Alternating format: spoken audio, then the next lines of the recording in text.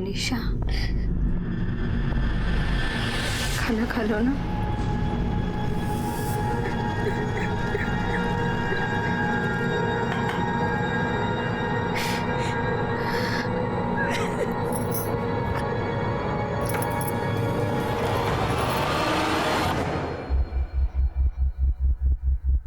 काय करताय तुम्ही? थोडा रहम करो.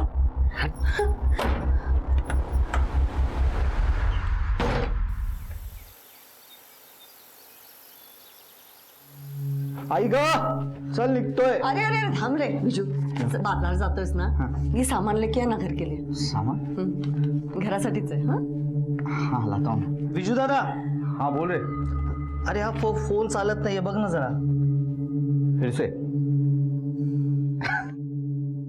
सच्ची बोल ना, नया फोन चाहिए मुझे. ठीक है, लेके आऊंगा. बहनी को भूल गए? अरे नहीं वही नहीं, आपके लिए पेड़ा और भेल. करेक्ट. जरा सावकाश जा. हो सांभाळून जाईल.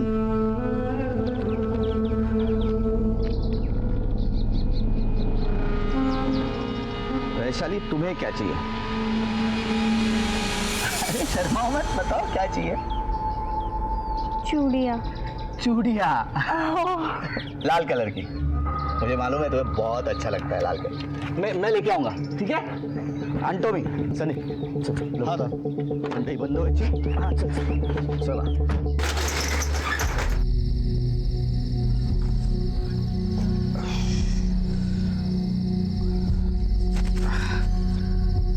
बचे हुए पैसे साहूकार को देके नहीं बचा है. इसमें तो ब्याज भी नहीं चुका पाऊंगा. संदीप चल चल घर चलते हैं. पैसा ही नहीं बचा है तो जान. संदीप, अरे संदीप, संदीप. पागल आदमी.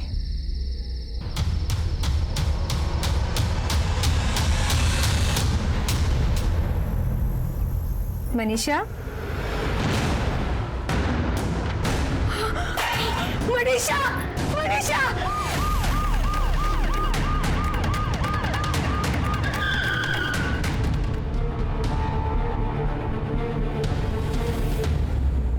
सर, मनीषा मेरी बहन थी, स्कूल में पढ़ती थी. सबसे पहले बॉडी किसने देखी? मेरी पत्नी विनीता ने. हम लोगों को लगा कि वो अपने कमरे में पढ़ रही है, लेकिन सुबह जब ये नाश्ता देने गई तो देखा तो उसने सुसाइड कर लिया था. वो सुसाइड क्यों करेगी? लास्ट एग्जाम में फेल हो गई थी.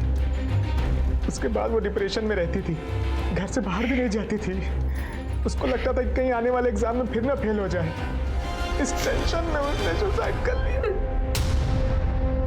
मनीषा की बॉडी पर चोट के निशान है. किसी से मारपीट हुई थी? मेरे साथ कौन मारेगा उसको? मेरी इकलौती बहन थी, बेटी की तरह उसको पाला था. हाँ, एक बार वो स्कूल में खेलते वक्त फिसल के गिर गई थी. शायद वही चोट के निशान होंगे. सर, हाँ, ये नोट मिला है, पढ़ो. जिंदगी जीने की अब कोई वजह नहीं रह गई. सब कुछ बद से बदतर हो गया है. अगर मैं सोचूं भी कि सब ठीक हो जाएगा तो फिर धोखा होगा मेरे साथ, क्योंकि अब कुछ ठीक हो ही नहीं सकता. और जब कुछ अच्छा हो ही नहीं सकता तो मैं जी के क्या करूं? मैं ये जिंदगी छोड़ के जा रही हूँ. ये मनीषा ने लिखा? सर, क्लासरूम नोटबुक में जो हैंडराइटिंग है और इस सुसाइड नोट में जो हैंडराइटिंग है, दोनों सेम लगती है. मनीषा की उम्र क्या थी? 15 साल सर. इतनी छोटी सी बच्ची और ऐसे बेचारा.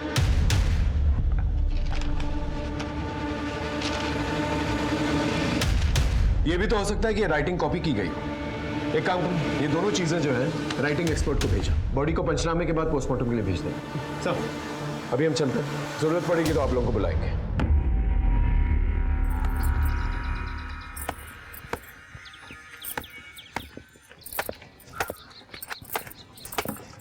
वैशाली. हाँ. माझा पण शर्ट धुती.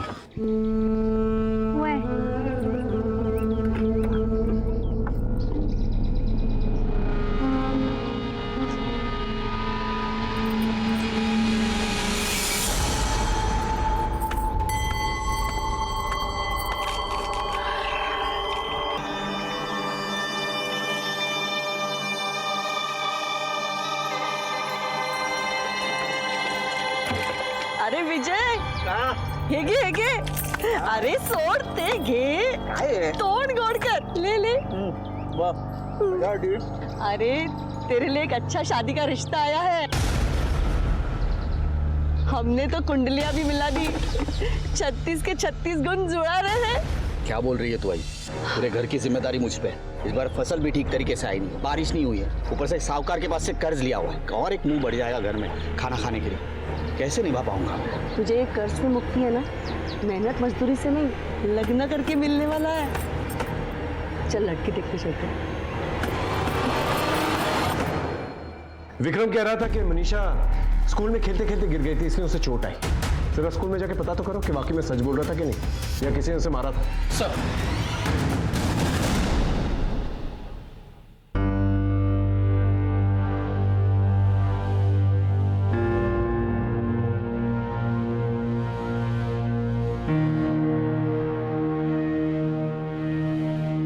सविता झाली तयारी? देखू तो. वाह किती सुंदर दिसतेस. चिंता मत कर, इस बार सब ठीक हो जाएगा. चल लवकर तयार हो, पाहुणे आले.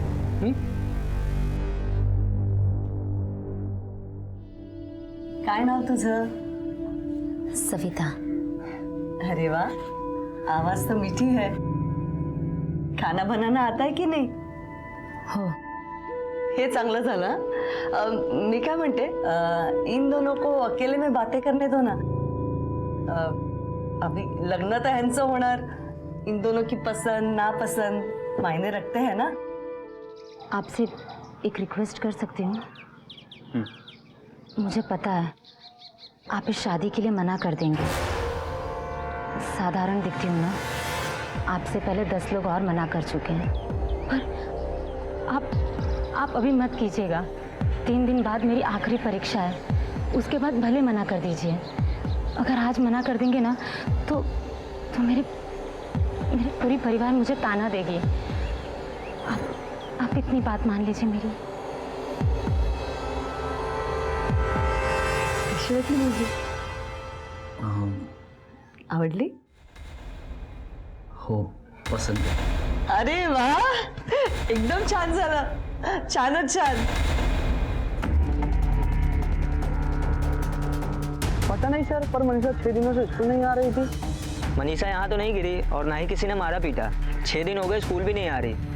अच्छा, आपने तो ये कहा था कि मनीषा स्कूल में गिर गई थी, लेकिन हमें ये पता चला वो तो स्कूल गई नहीं पिछले 6 दिनों से. साहब मैं वो भूल गया था. दरअसल वो यही खेलते हुए गिर गई थी. ठीक है.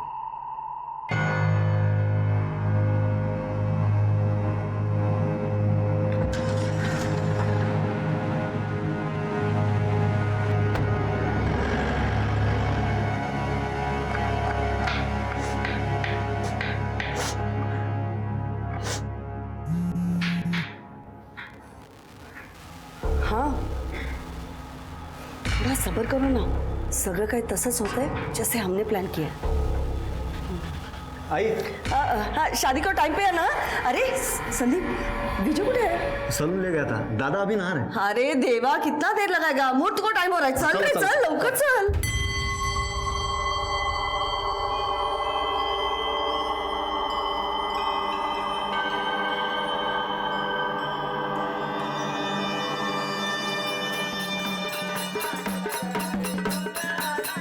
अगर सुन भाई, आज से तुम्हारे घर गृहस्थी का नया पर्व शुरू हुआ. जैसा ये दिया उजाला फैलाता है ना, तू पण हमारे घर में ऐसे ही उजाला फैलाना. हाँ, हम तो यहाँ रात भर जागरण गोंधल करते रहेंगे, नाच गाना होगा और उस बड़े दिया को हम संभालेंगे. इस दिया को अपने सुहाग रात वाले कमरे में लेके जाना और उसका ख्याल रखना.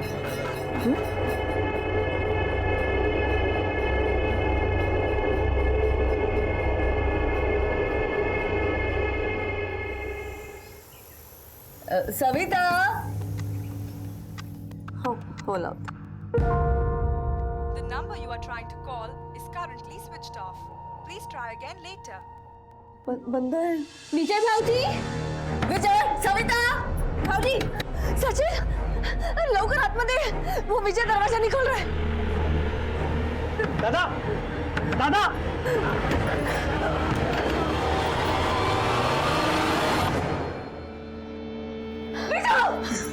सविता सविता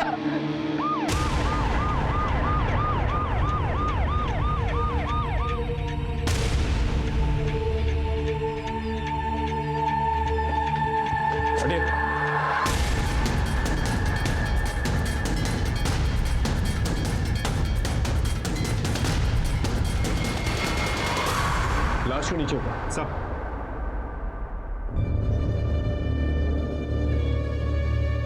घर में देखो अच्छी तरह से। ये दूध के ग्लासेस फॉरेंसिक में भेजो। सर खिड़की अंदर से बंद है और अंदर आने के लिए दरवाजा छोड़ के और कोई रास्ता है नहीं। गले पे 2 निशान, ये राउंड वाला गला घोंट के मारा गया और ये ट्रायंगल वाला फांसी से। या तो ये मर्डर है या फिर आत्महत्या। सविता के मुंह से झाग निकल रहा है। घर में देखो अगर कोई पेस्टिसाइड या पॉइजन है, और रात में जितने भी सारे लोग आए थे ना, उन सब के फिंगरप्रिंट्स, नाम और पता चाहिए मुझे। और देखो क्या मिलता है। सब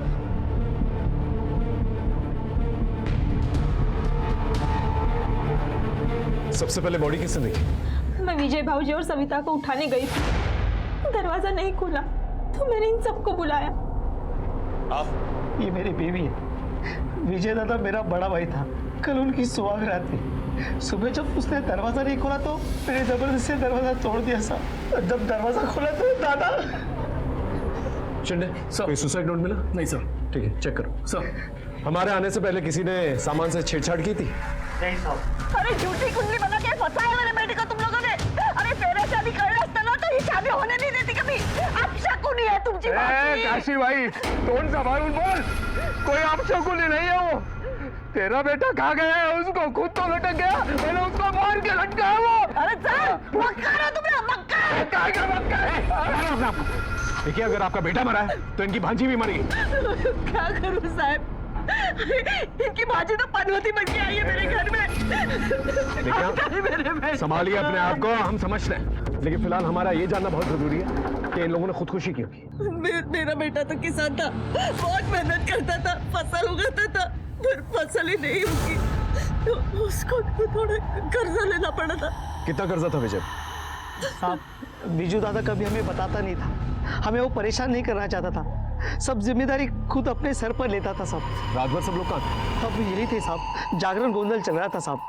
किचन से ये नींद की गोलियों को खाली रैपर मिला। ये कौन लेता था? ये गोलियां तो मेरी है सर, और कभी कभी मुझे रात को नींद नहीं आती ना तो मैं ले लेती हूँ। सारे एविडेंस कलेक्ट कर लिया। ड्रामे के बाद बॉडी को पोस्टमार्टम के लिए भेजो। बॉडीज आप लोगों को पोस्टमार्टम के बाद मिल जाएगी। हमारे पास 2 केसेस थे, एक मुनीषा का जिसमें एक सुसाइड नोट तो मिला था लेकिन आत्महत्या की कोई वजह नहीं मिल रही थी, और दूसरा विजय और सविता का जिसमें कोई सुसाइड नोट नहीं मिला था लेकिन एविडेंसेस के मुताबिक और घर वालों के मुताबिक ये एक आत्महत्या थी। वैसे तो दोनों cases he open and shut cases थे, लेकिन जो बात सबसे ज्यादा मुझे खल रही थी वो ये थी कि दोनों ही केसेस में सुसाइड करने का स्ट्रॉन्ग मोटिव कहीं नहीं था। इसलिए पोस्टमार्टम रिपोर्ट और फोरेंसिक रिपोर्ट का ना इंतजार करते हुए हमने ये दोनों इन्वेस्टिगेशंस को आगे बढ़ाने का फैसला किया, क्योंकि जरा सी भी देरी अपराधी को हमसे दूर ले जा सकती थी। सर अगर काशी भाई की माने तो एक आत्महत्या हो सकती है। तो फिर कोई सुसाइड नोट तो मिलना चाहिए था, या दोनों ने साथ में आत्महत्या की, या फिर ये भी हो सकता है कि विजय ने पहले आत्महत्या की हो और बाद में सविता ने, या फिर दोनों ने एक दूसरे की मदद की हो आत्महत्या कर। सर ऐसा भी तो हो सकता है कि पहले विजय ने दूध में नीम की गोली मिलाकर सविता को पिलाया हो, जिसकी वजह से सविता की मौत हो गई हो, और फिर विजय ने भी खुद को फांसी लगा ली हो। अच्छा, तुम दोनों ने कुछ और नोटिस किया? सर दूल्हा दुल्हन में कोई मेल ही नहीं था। दोनों के एज में बहुत ज़्यादा अंतर था। दूल्हा देखने में अच्छा था जबकि दुल्हन बहुत ही साधारण। तो सर ऐसा भी हो सकता है कि इन सारे कारणों की वजह से विजय ने सविता को मार दिया हो। लेकिन सर घर वालों ने तो ये बताया कि दोनों शादी से काफ़ी खुश थे और किसी तरीके की कोई जोर जबरदस्ती भी नहीं की गई थी शादी के लिए। शादी से बहुत खुश थी साहब सविता। विजय दादा शादी से बहुत खुश थे सर। ठीक है, इनकी सारी इंफॉर्मेशन निकालो। शादी कहाँ हुई, कब हुई, कैसे हुई, और शादी से पहले इनकी लाइफ में क्या कॉम्प्लिकेशंस थे। और हाँ शिंदे, इस विक्रम का कुछ पता चला? नहीं सर, सभी जगह पर फोटो भिजवा दिए और सारे चेकनाकों पर भी अलर्ट कर दिया। अपने खबरी टीम को भी अलर्ट कर दो।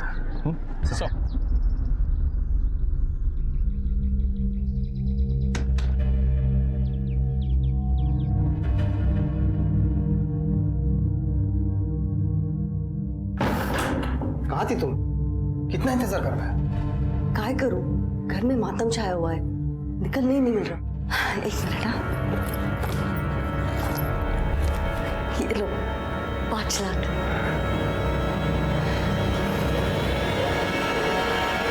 ठीक है, मुझे अपडेट करते रहना। सर, सविता और उसके फैमिली के बारे में पता किया। सविता के बाबा के खेती बाड़ी के अलावा एक गैराज है जो उसका मामा सुनील देखता है। तो सविता की मौत के बारे में सुन के उसके बाबा को हार्ट अटैक आया। फिलहाल वो हॉस्पिटल में है। सर, आस पड़ोस में पूछताछ करके पता चला कि सविता बहुत ही सुशील और संस्कारी लड़की थी। घर में लगभग सबके साथ संबंध अच्छे थे। यहाँ तक कि दादी ताने मारती थी, लेकिन फिर भी उनके साथ भी प्यार और लगाव का ही रिश्ता था। सिर्फ पर्सनल लाइफ के बारे में इतना कुछ जान के मुझे लगता नहीं कि सविता का मर्डर कोई कर सकता है। एक और बात सर, सविता के कई रिश्ते टूटने के बाद विजय के साथ उसकी शादी फिक्स्ड हुई थी। इस बात को लेकर दोनों खुश थे। तो सुसाइड या आत्महत्या का कोई सवाल ही नहीं उठता सर। मेरे सोर्सेस के मुताबिक विजय की परिवार की कहानी थोड़ी सी अलग है।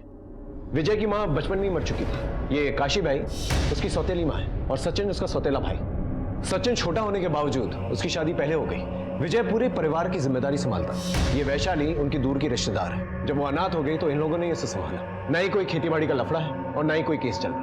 सर, ये विजय सविता के दूसरे क्लास की फॉरेंसिक रिपोर्ट है। पढ़ो। इस रिपोर्ट के मुताबिक विजय और सविता दोनों के बॉडी में 2 तरह के सेडेटिव्स हेवी मात्रा में पाई गई हैं। क्या? सुहागरात के दिन नींद की गोलियां कौन लेता है? सर, ये 2 सेडेटिव्स में से एक सेडेटिव किचन में पाई गई नींद की गोली के रैपर से मैच होता है। इसका मतलब विजय और सविता ने दोनों ने जानबूझकर दूध के अंदर नींद की गोलियां ली थी। लेकिन सर, दूसरे नींद की गोली का कोई पैकेट या रैपर हमें वहां से नहीं मिला था। तो फिर वो आई कहां से? सर, विजय और सविता की पोस्टमार्टम रिपोर्ट। जरा चाय मंगवाना प्लीज। सर, सविता की मौत नींद की गोलियों के ओवरडोज से हुई और विजय की मौत गला दबाने की वजह से हुई। मतलब पहले उसे मारा गया फिर लटकाया गया। और सबसे इंटरेस्टिंग बात, सुहागरात के बावजूद पति पति के बीच में रिश्ता ही नहीं बना। मतलब ये कि जो हुआ नहीं वो हमें दिखाया जा रहा है और जो हुआ उस पर पर्दा डाला जा रहा है।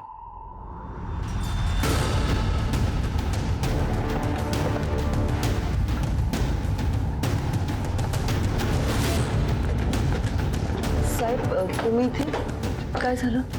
सुहागरात के लिए विजय और सविता के लिए दूध आपने बना के दिया था? वो हमारे में रिवाज है कि सुहागरात को वही ही दूध बनाती है।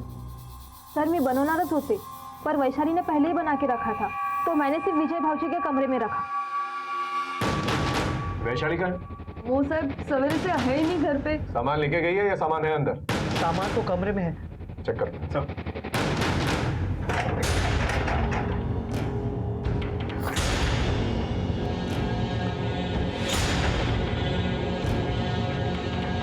ये शर्ट किसकी है? ये तो मेरे विजू की शर्ट है। कितने दिनों से मिल नहीं रही थी, खूब शोधला मी, लेकिन ये यहाँ कैसे? ये तो वैशाली बता सकती है या फिर आप। मैं कैसे बता सकती हूँ? ये वैशाली विजय से प्यार करती थी? नहीं नहीं, ऐसा कुछ नहीं है। देखिए, आप एक औरत है, आपके घर में पल रही बच्ची के मन में क्या चल रहा है ये तो पता ही होगा आपको। ये सब पाप है। देखिए, विजय और सविता का मर्डर हुआ है। उन्होंने खुदकुशी नहीं की। उस रात वैशाली कहाँ थी? वो रात भर हमारे यहाँ पे जागरण कॉन्फ्रेंस चल रहा था, तो वो हमारे साथ ही थी। ऐसा भी तो हो सकता है बीच में उठकर कर यहीं हो। नहीं साहब, वो तो हमारे साथ ही थी। इसका मतलब वैशाली के साथ कोई और भी इन्वॉल्व है। विजय का कमरा देखते हैं, आप लोग यहीं रुकिए। सफेद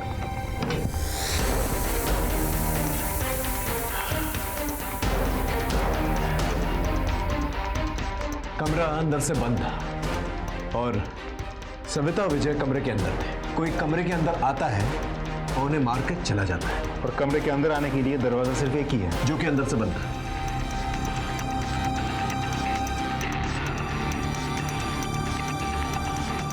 ये खिड़की खींच के देखो।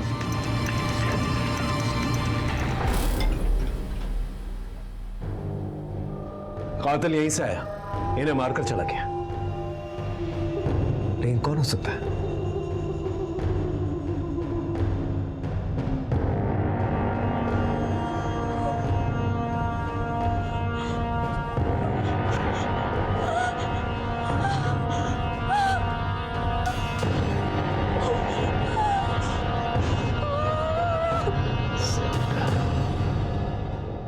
सर, वैशाली का फोन लगातार स्विच ऑफ आ रहा है। हमारी जगह ढूंढ रहे हैं उसे, कुछ ना कुछ बहुत जल्द पता चल जाएगा। और ये मनीषा का भाई विक्रम? सर उसे जुनार के एक एटीएम से कुछ पैसे निकाले थे। इससे पहले कि हम वहाँ पहुँचते वो वहाँ से भाग चुका था, लेकिन हमने उसका अकाउंट ब्लॉक करवा दिया है। बहुत जल्द हाथ लग जाएगा। ये विजय के मर्डर केस में वैशाली के अलावा बाहर से और कौन आ सकता है? किस से दुश्मनी थी विजय की? सर विजय ने जिस साहूकार से कर्जा लिया था उसका पता चल गया। चलो सर। हाँ साहब, थोड़ा थोड़ा करके मैंने बहुत बार विजय को कर्जा दिया था। ब्याज और असल मिला के कुल 5 लाख रुपए बनते। मैं हमेशा उसको अपने पैसे मांगता था, उसको धमकाया भी था। मैंने कुछ लोगों को भी भेजा अपने पैसे वसूल करने के लिए। आप तो जानते हैं ना साहब हमारा धंधा कैसा है। पर साहब मैं किसी का मर्डर नहीं कर सकता। विजय को आखिरी बार कब देखा? और विजय ने कभी कहा कि उसकी जान को खतरा है? नहीं तो वो तो बहुत खुश था। संजय बाबू, अरे आप ही के घर पे जा रहा था, न्योता देना था। परसों शादी कर रहा हूँ, आपको आना है। मेरा कर्जा चुकाने के लिए तेरे पास पैसा नहीं है? आप शादी कर रहे हैं? एक बार शादी हो जाने दीजिए, फिर एक किस्त में चुका दूंगा, खोटी नहीं करूंगा, आई शपथ। किसी काम से बाहर गया था इसलिए शादी में नहीं जा पाया। मुझे पता चला कि उसकी मौत हो गई तो मुझे बहुत बड़ा सदमा लगा। सब एक साथ पैसा मिलने वाला था मगर सब गुड़ गोबर हो गया।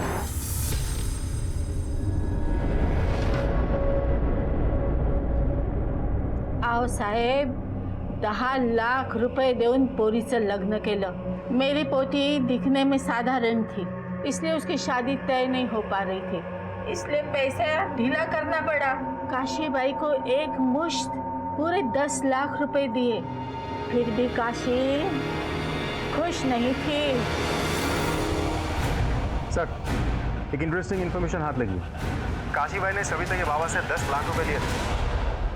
आगे शुभांगी भी तिकड़े जातोय तिकडे। हा येतोय ये पोरी काशीबाई कुठे आहे? कोण आहे? कोण तुम्ही? तुम्ही विजयची आई आहे ना? सर विजय मुझे गेला हो, कैसे छोड़ के जा सकता है वो मुझे? मैं अकेले कैसे जीऊं? मी कांती सेठ, विजय को मैंने ब्याज पे पैसे दिए थे। ब्याज और असल मिला के कुल 5 लाख रुपए बनते। मला माझे पैसे पाहिजे ना। हे बघा, हे आहे त्याचा हिशोब। पैसे लिए विजय ने आणि रिसीट मला देणार? जिसने पैसे लिए ना उसको रिसीट दो ना, उसी से पैसा ले लो तुम। और विजय कोई मेरा सगा बेटा नहीं है, सौतन से जाना था वो। आता विजय नहीं, उसका बाप नहीं और मेरी सौतन भी नहीं। मुझे विजय से और उसके कर्ज से कोई लेना देना नहीं है। विजय मेला, अभी आप जाओ। चला चला जा इथून। जा सकते हैं, थैंक यू।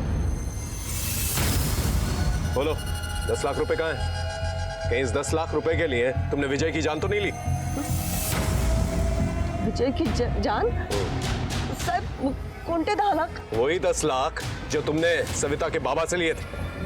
हाँ वो मैंने सविता के बाबा से लिए थे पैसे, पर मैंने लग्नाच्या आधी विजय को दे दिए। अच्छा, पैसे दे दिए थे? मोरे अंदर जाके ढूंढो। साहब मैंने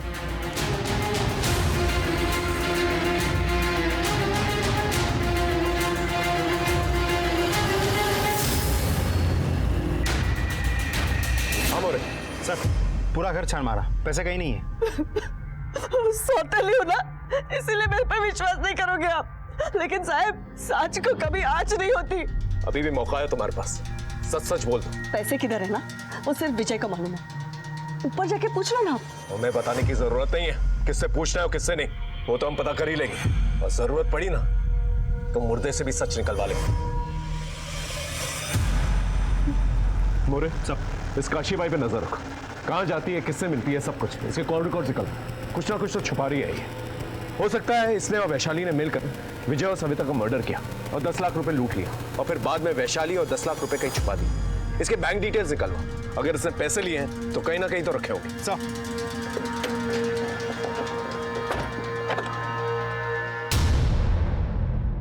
साहब मेरी बच्ची को ढूंढ लो साहब, ये 3 दिन से घर पे नहीं आई है साहब। इसका नाम माधवी है। क्यों? बैठो क्या हुआ? साहब मेरी बच्ची को ढूंढ लो। बैठी बैठी बैठी बैठी बताइए साहब। ये 3 दिन से घर पे नहीं आई साहब, इसका नाम माधवी है साहब, प्लीज ढूंढ। कंप्लेन दर्ज की?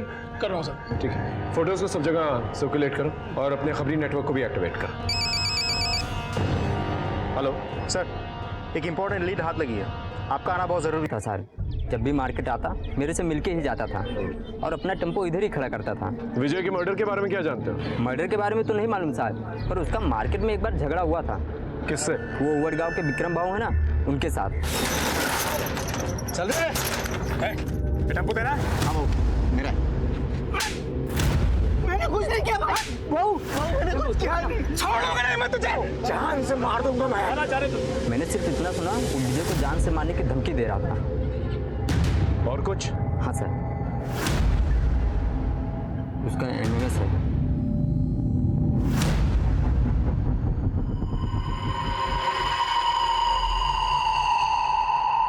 ये तो मनीषा है ना? हाँ सर, लड़की तो मनीषा ही है, लेकिन साथ में जो लड़का है उसकी शक्ल ठीक से नहीं दिख रही है। ये एमएमएस टेम्पो में बनाया गया। वहाँ देखो पीछे विजय का नाम और नंबर है। Right sir. हो सकता है ये एमएमएस विजय ने ही बनाया और विक्रम ने देख लिया हो और उसे जान से मारने की धमकी दे रहा है। ये विक्रम और वैशाली दोनों मुझे चाहिए।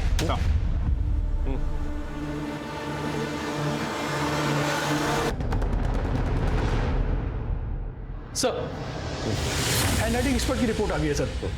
मनीषा की सुसाइड नोट की हैंडराइटिंग और उसके नोटबुक में पाई गई हैंडराइटिंग दोनों एक ही है। तो इसका मतलब मनीषा ने ये लेटर खुद लिखा है।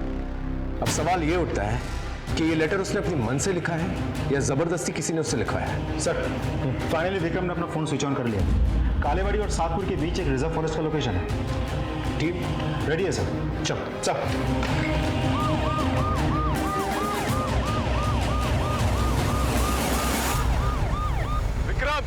हमने तुम्हें चारों तरफ से घेर रखा है, चुपचाप बाहर आ जाओ। देखो तुम पर विजय और सविता के मर्डर का इल्जाम है और मनीषा की मौत पे भी तुम्हारा ही हाथ है। देखो भागने की कोशिश मत करना वरना हम गोली चला देंगे। गोली बचा सर। मैंने विजय को नहीं मारा है और मनीषा ने मेरी टॉर्चर की वजह से आत्महत्या कर लिया। मनीषा ने मेरे टॉर्चर की वजह से आत्महत्या किया था तो मेरा दिमाग फिर गया। जिस टेम्पो में उसका एमएमएस बना था उसको मैंने ढूंढ निकाला और एमएमएस बनाता तू। नहीं बहू, मेरे बहन को बदनाम करता तू। बहू मैंने कुछ नहीं किया, मैंने कुछ नहीं किया बहू, मैंने कुछ किया नहीं। छोड़ोगे नहीं मैं तुझे, जान से मार दूंगा मैं। मैंने विजय को धमकाया था पर मैंने उसका मर्डर नहीं किया था। जिस रात तुम गायब हुए थे उसी रात विजय और सविता का भी मर्डर हुआ था। तुमने किया है ना ये सब? और ये वैशाली कहाँ है? वैशाली कौन सा? वही वैशाली जिसने तेरा साथ दिया विजय और सविता को मारने का। मैं सविता और वैशाली को नहीं जानता। ये ऐसा नहीं मानेगा। तुझे थाने लेके चलो, अच्छी तरह खातिरदारी करो उसकी। चल। सर, बहुत धोया विक्रम को, कुछ बोलने को तैयार ही नहीं है। सिर्फ इतना कह रहा है कि विजय और सविता को नहीं मारा उसने। तो मुझे तो लगता है सही बोल रहा हूँ।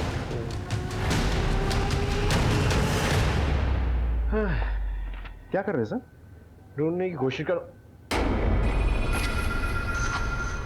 मैं तुमसे प्यार करता हूं। अगर तुम भी मुझसे प्यार करती हो तो मुझे इस नंबर पे कॉल करना। तुम्हारा और सिर्फ तुम्हारा संदीप।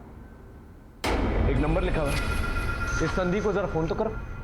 सर, मनीषा को जानता है? मनीषा? कौन मनीषा? लो, ये देख, ये कुछ याद आया या तेरा वीडियो बनाया हम लोग? बता दो सर, बता दो। मैं विजय दादा के साथ उसके टेम्पो पे हर हफ्ते वड़गांव के बाजार में जाता था। वहाँ एक लड़की मनीषा के साथ मेरी जान पहचान हो गई सर। मुझे प्यार हो गया सर उससे। मैंने उसका एमएमएस बनाया लेकिन मेरे एक दोस्त ने चुपके से चोरी कर लिया सर। विजय को पता चल गया था कि तूने उसका टेम्पो में एमएमएस बनाया तो उसने तेरे ऊपर चिल्लाया, पुलिस में ले जाने की धमकी दी और तूने उसका मर्डर कर दिया। नहीं सर, विजय दादा बड़े भाई समान थे। मैंने उनका नमक खाया। मैं ऐसा नहीं करना सर त्यांच्यासोबत। गोंदल जागरण के वक्त तू वहां पर नहीं था, इसलिए ना कि रात को आराम से आकर विजय का मर्डर कर सके। नहीं सर, मैं दिन भर अपने घर की शादी के जैसे काम करता रहा और मैं थक गया तो मैं अपने घर सोने के चला गया था सर। आप चाहे तो किसी को भी पूछ सकते सर। मैंने विजय दादा को नहीं मारा सर। मैंने दोनों का मर्डर नहीं किया sir. Excuse me sir.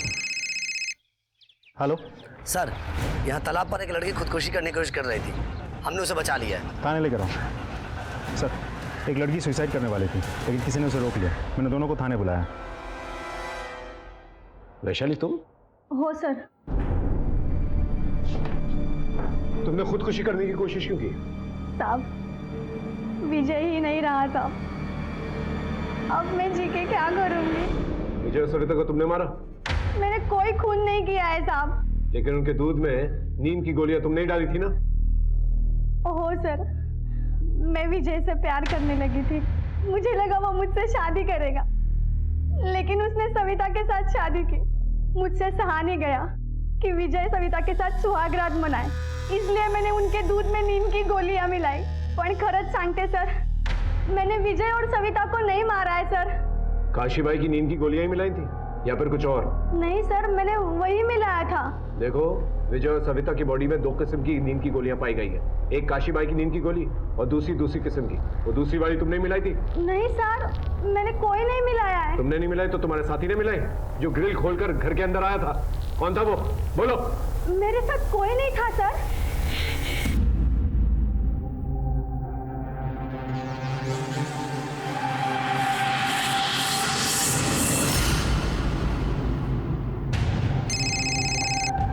Hello साहब, काशीबाई चुपते चुपते कहीं जा रही है, मुझे तो कुछ और लग रहा है।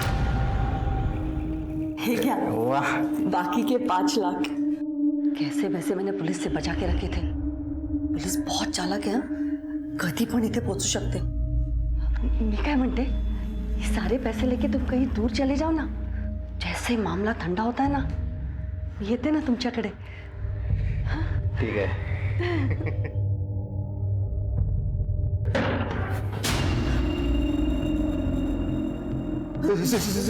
साहब क्या ये पूरा घर छान मारो, देखो क्या मिलता है। साहब मला खरं माहिती आहे साहब।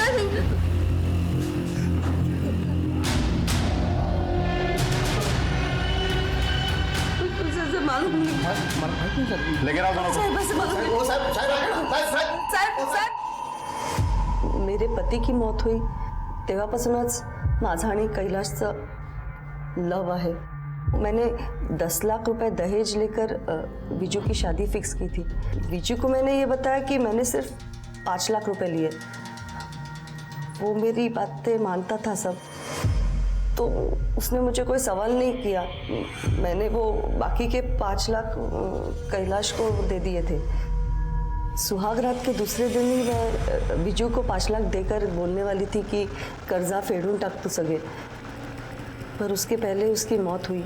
तो मैंने सोचा कि क्यों ना वो 5 लाख हड़प ही कर लूँ। मैं कैलाश को पैसे देने ही गई थी और उस 5 लाख रुपए के लिए तुमने उन लोगों की जान ले ली। पहले उनके दूध के ग्लासेस में डबल डोज की नींद की गोलियां डाली और फिर बाद में ये कैलाश खिड़की के थ्रू आता है, उनका मर्डर करता है, 5 लाख रुपए लेके चला जाता है। नहीं साहब, मैंने कुछ नहीं किया, झूठा ही है। साहब, विजू मरा, अच्छा लगा। मैंने सोचा बला टली, पर साहब हमने मर्डर नहीं किया। हमने उसके दूध में कोई नींद की गोलियां नहीं डाली। साहब, मर्डर नहीं किया हमने। साहब, विजय और सविता के मर्डर केस में बहुत सारी संभावनाएं सामने आ रही। दूसरी तरफ मुनीशा का सुसाइड केस इस केस को और कॉम्प्लिकेटेड बना रहा था, और ऊपर से उसी एरिया में माधवी का गायब हो जाना हम पर और प्रेशर डाल रहा था। मुझे तो ये डर था कि कहीं पुलिस पर से लोगों का विश्वास ना उठ जाए। हमें बहुत सारी लीड्स मिल रही थी, लेकिन कोई भी पुख्ता सबूत नहीं मिल रहा था। मुझे लग रहा था कि कुछ तो मिसिंग है जिसे मैं पिन पॉइंट नहीं कर पा रहा हूं। हमारी ट्रेनिंग में हमें यह सिखाया जाता है, when in doubt start from scratch, और वही मैंने किया। सारे एविडेंसेस, सारे फोरेंसिक रिपोर्ट्स, सारे पोस्टमार्टम रिपोर्ट्स और इन केसेस से जुड़े हर एक पहलू को फिर से जांचना शुरू किया। सर, विजय के घर के गोंदल जागरण में ली गई सारी पिक्चर्स और वीडियो क्लिप्स हैं यहाँ। देखो,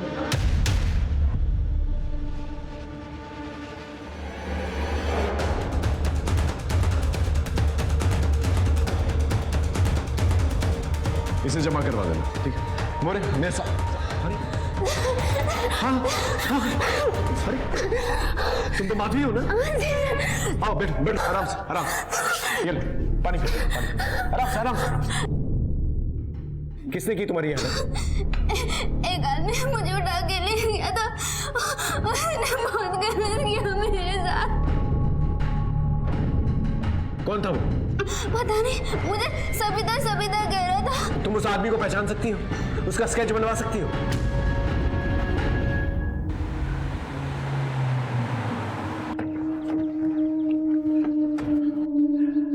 बोनट खोलो। क्या हो गया सर? वो वो मामा है ना, उसको बुला के लेके सर क्या हुआ सर? अरे कुछ नहीं, हम लोग यहाँ से गुजर रहे थे तो गाड़ी में लगा कुछ खराबी है, तो तुम्हारा तो गैराज है ना, आप ठीक थोड़ा कर दे। हाँ सब मेरे होते हुए आपकी गाड़ी खराब हो, चुटकी भर में ठीक कर देता हूँ।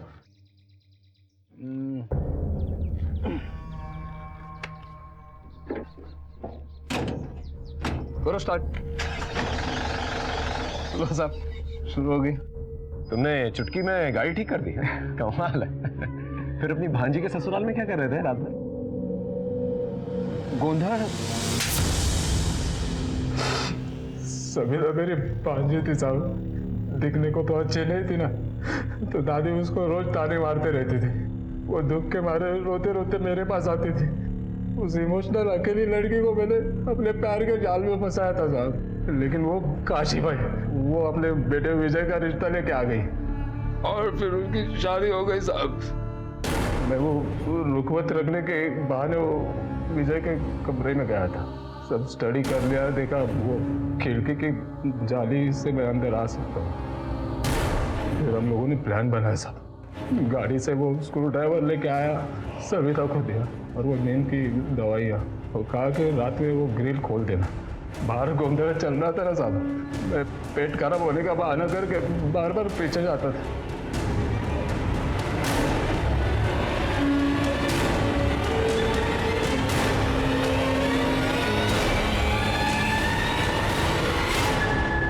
मैं खिड़की से अंदर कूद गया, वो विजय का गला दबा दिया सामने ने और उसको ऊपर टांग दिया, कर ली। पर वो मुझे ये नहीं पता था ना साहब कि दूध में पहले से ही दवाइयाँ डाली हुई है। सविता भी घबराहट में ज्यादा गोलियां खा गई, मर गई साहब। और तूने माधवी को क्यों किडनैप करके रखा था? कई दिनों तक उसके ऊपर टॉर्चर करता रहा। हाँ? कौन माधवी साहब? ये माधवी, इसे किडनैप किया था तो तूने? ये आई थी हमारे पास, इसे तेरा स्केच बना के दिया हमें। बोल। वो सविता जब थी ना तो मुझे उसकी आदत लग गई थी ना साहब। सविता तो मर गई तो मैंने वो माधुरी को उठा लिया, उसको वो हमारा गैरेज है ना, वो गैरेज के पीछे कमरा है बंद पड़ा हुआ भंगार, उसमें रखा था साहब।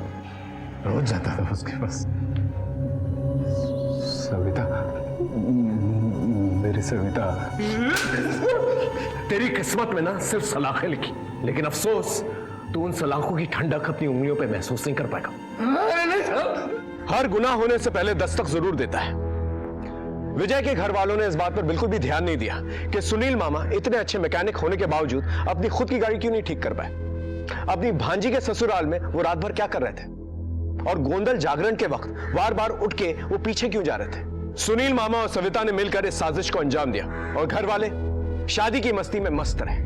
मनीषा के बड़े भाई विक्रम को तो सबसे बड़ी दस्तक मिली थी एमएमएस के रूप में, लेकिन कानून की मदद लेने के बजाय उसने कानून खुद अपने हाथ में ले लिया, और नतीजा मनीषा की आत्महत्या। विजय के साथ भी यही हुआ। उसने वैशाली के आकर्षण और लगाव को नजरअंदाज किया।